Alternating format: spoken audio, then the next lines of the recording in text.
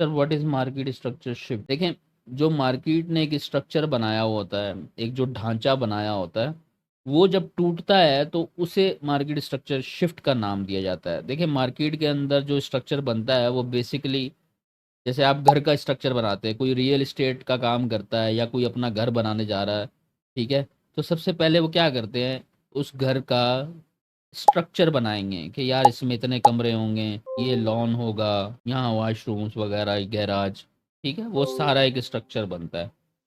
फिर उसके अंदर जो भी एडवांसमेंट हो, तो मार्केट का जो स्ट्रक्चर होता है, मार्केट में एक स्ट्रक्चर क्या हो सकता है, क्योंकि मार्केट के अंदर दो काम होते हैं, एक होती है बाइंग, एक होती है सेलिंग।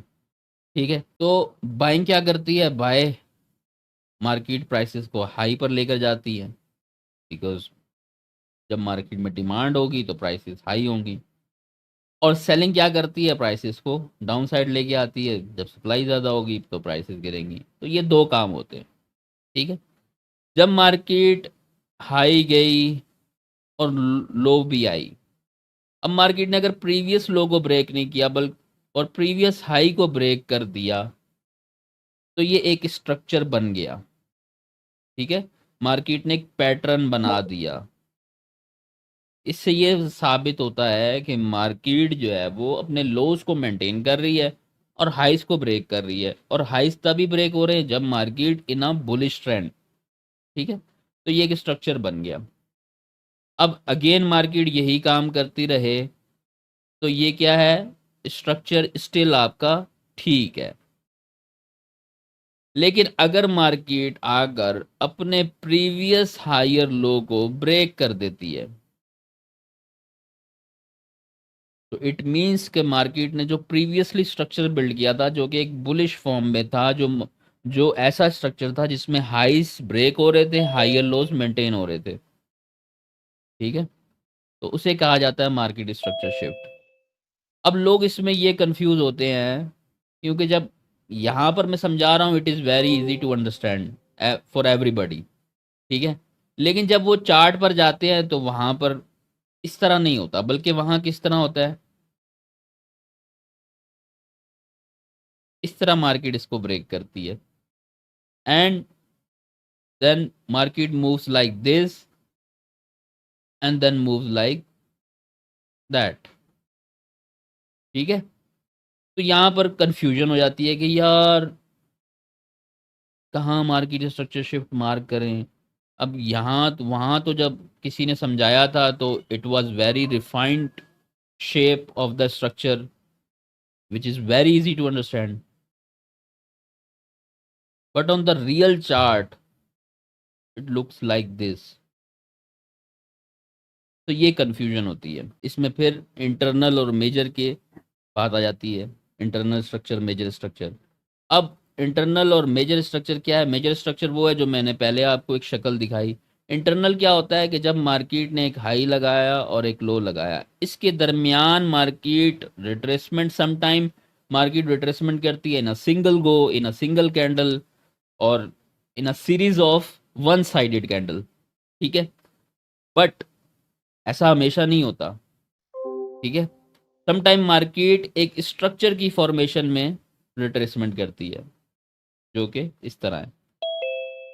ठीक है, तो जब मार्केट स्ट्रक्चर की फॉर्मेशन में रिट्रेसमेंट करती है तो वहां पर इंटरनल स्ट्रक्चर बिल्ड होता है।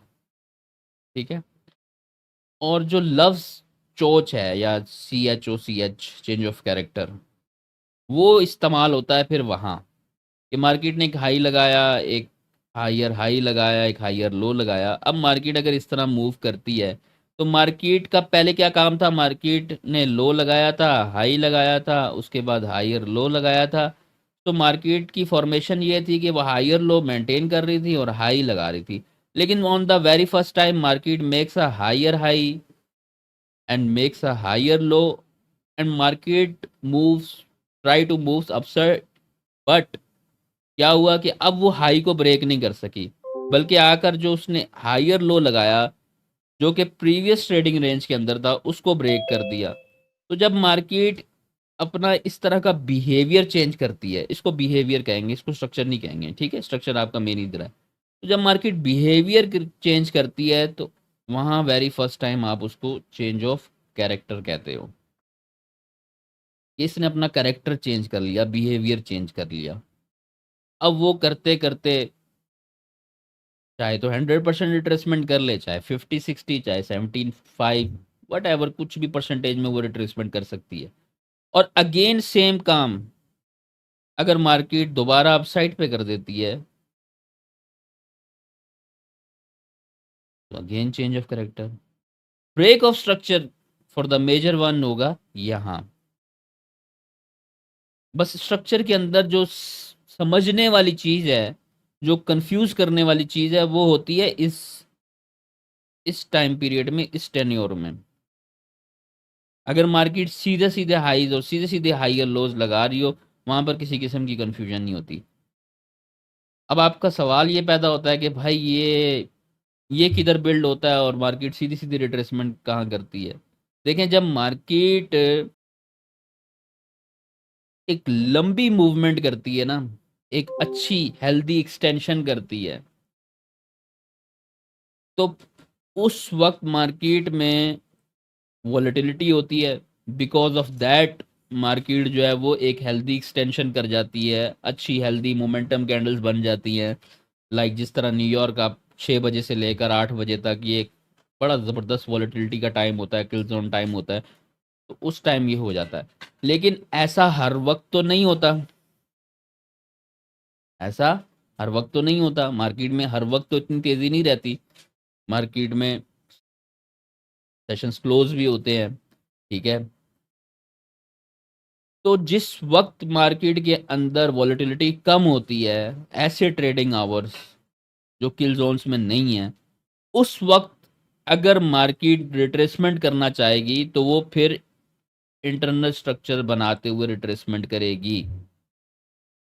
क्यों? क्योंकि मार्केट में वॉलेटिलिटी नहीं है, ट्रेडिंग वॉल्यूम नहीं है, पार्टिसिपेंट्स उतने नहीं है जितने उस वक्त थे, और अगर उतने हैं तो वो उतना इंटरेस्ट नहीं ले रहे, उतनी क्वांटिटीज की ट्रेड नहीं कर रहे जितनी एक सेशन टाइम, किल जोन टाइम में हो रही थी। तो फिर वो मार्केट की मजबूरी होती है। तो उस दौरान ये इंटरनल स्ट्रक्चर्स बिल्ड होते हैं। समझ आई बात? अब जैसे फॉर एग्जांपल यहां से मार्केट इधर तो इतना मूव कर गई, ठीक है। क्यों? क्योंकि ये न्यूयॉर्क सेशन का कहते हैं ना पीक टाइम था। 6, 7 बजे की ये कैंडल थी, 6 बजे वाली ये कैंडल थी, ठीक है। लेकिन आफ्टर दैट क्या हुआ? 8 बजे किल जोन खत्म। अब मार्केट 9 बज गए, अब मार्केट इस तरह मूवमेंट कर देगी। अगले दिन अगर मार्केट के अंदर कुछ ऐसा नहीं होगा तो मार्केट सेम वही काम करती रहेगी। समझ आ रही है बात? तो ये थोड़े मामलात हैं, इनको थोड़ा सा समझ के, समझ बूझ के साथ अगर आप देखेंगे, कभी भी लकीर के फकीर मत बने। किसी ने कह दिया कि जी इंड्यूसमेंट होती है तो हाई कंफर्म हो गया, या अब इंड्यूसमेंट होना लाजमी है ब्रेक ऑफ स्ट्रक्चर होने के लिए, ठीक है। इस तरह मत मार्केट को देखे, फिक्स्ड रूल्स मत बना ले। मार्केट की मूवमेंट को, कैंडल्स को, उनकी मूवमेंट को अंडरस्टैंड करते हुए समझें कि कहाँ हाई हो रहा है, कहाँ हाई ब्रेक हो रहा है, कहाँ इंटरनल स्ट्रक्चर बिल्ड हो रहा है। स्ट्रक्चर के कोई फिक्स रूल नहीं है। बहुत सारे लोग आते हैं, सवाल करते हैं, जी सर जी वो तो स्ट्रक्चर ऐसे वार करते हैं, आप ऐसे करते हैं, कौन सा सही है? भाई जी, अंडरस्टैंडिंग का डिफरेंस जहाँ आएगा तो रूल्स का भी डिफरेंस आ जाएगा। हर किसी की अपनी अपनी अंडरस्टैंडिंग है मार्केट को लेके। इसी वजह से तो कुछ लोग कमाते हैं, कुछ लोग गवाते हैं।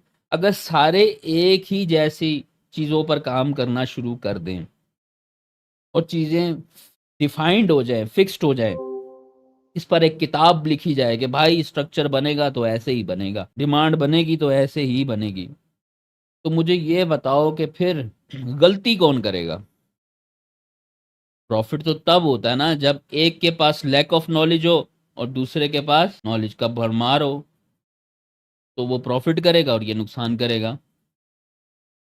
भाई सिंपल सी एग्जांपल है, अगर आपके पास एक गाड़ी है, ठीक है, आपने ली होगी 10 लाख की, अब उसकी प्राइस चल रही होगी 15-20 लाख, लेकिन आप इस चीज़ को नहीं जानते क्योंकि आपका ये फील्ड ही नहीं है, आपने तो बस अपने इस्तेमाल के लिए ली थी, अब आपको ज़रूरत नहीं है, आप बेचना चाह रहे हैं। तो आपको तो अगर कोई 12 लाख या 13 लाख भी देगा तो आप तो खुशी खुशी की छलांगे मारना शुरू कर दोगे कि यार मैंने 10 की ली थी, 15 में बेच रहा हूँ, वो 5 प्रॉफिट हो रहा है, क्या है। लेकिन अगर आप मार्केट विजिट करोगे, अब ये जो मार्केट विजिट करोगे आप, ये आपकी वर्किंग होगी, ये आपकी नॉलेज को इंक्रीज करेगी। तो फिर अगर आपको कोई 15 ऑफर करेगा तो आप कहोगे नहीं, मार्केट रेट तो यार 20 चल रहा है, मैं क्यों 15 में दूँ। लेकिन अगर आपने ये वर्किंग नहीं की होगी तो आप खुशी खुशी ले लोगे, और जो आपसे खरीदेगा वो भी खुश होगा कि यार मैंने सस्ते में ले लिया, 5 मुझे प्रॉफिट दे जाएगी, 20 की बिक जाएगी आराम से। इसी तरह ट्रेडिंग के अंदर भी है, तो चीज़ों को फिक्स्ड मत करें या इस तरह है तो इसी तरह ही होगा, किसी से सुन लिया तो इसी तरह, उसमें अपनी अंडरस्टैंडिंग भी इन्वॉल्व करें, हो सकता है आप उससे बेटर कर जाए।